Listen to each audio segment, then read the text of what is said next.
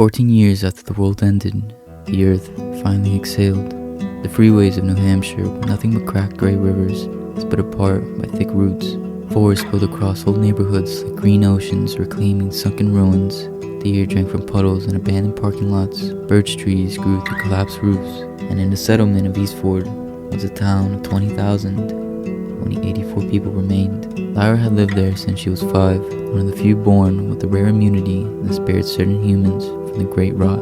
No one understood why people like her survived. Scientists never found a pattern, not race, not blood type, not age.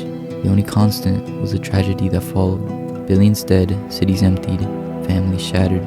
But that question, the why, never left Lira's mind. While others rebuilt gardens and repaired shelters, she scoured every old book, every log, every archive they found while scavenging. Yet no answer emerged.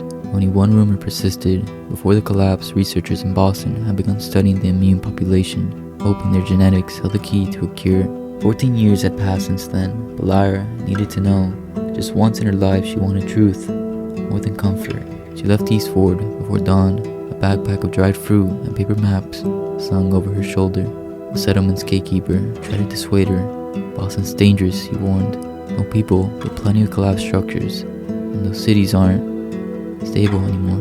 I'm not looking for people, Lira said. I'm looking for answers. He sighed, the same sigh adults gave her when she was a girl, chasing butterflies with too many questions. And may the earth watch her steps. The countryside was eerily beautiful. Nature had grown without restraint or hesitation. Vines wrapped around skeletons of old barns. Rivers flowed clear, and they hadn't centuries, free of pollution.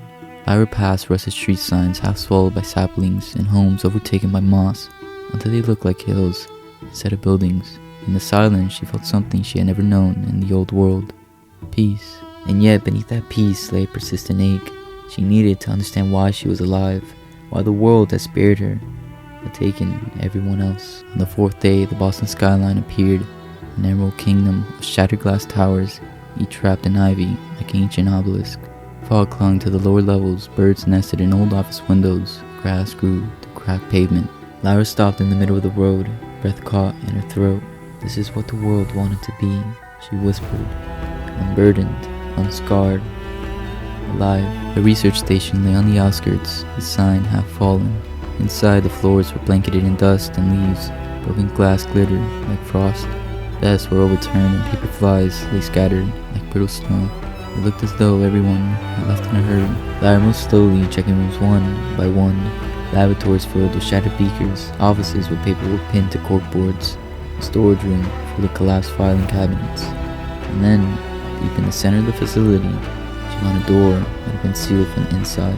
She pushed it open. The air tasted like old metal and dust. Inside, overturned machines sat like carcasses. The computer tower lay cracked open. Dozens of file boxes were stacked against the far wall, many ruined by moisture, others still intact. Lira sifted through them carefully. One folder caught her eye. Immunity pathway. Final notes. Classified. Her heartbeat quickened. Inside were lab reports, graphs, and fragments of DNA sequences she didn't understand. But the summary, she read it twice, then a third time, because her hands trembled too hard to believe it.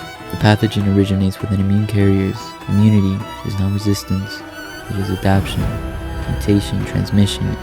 Unknowingly, immune carriers are the point of emergence. The source. Lira's breath hitched as she read on.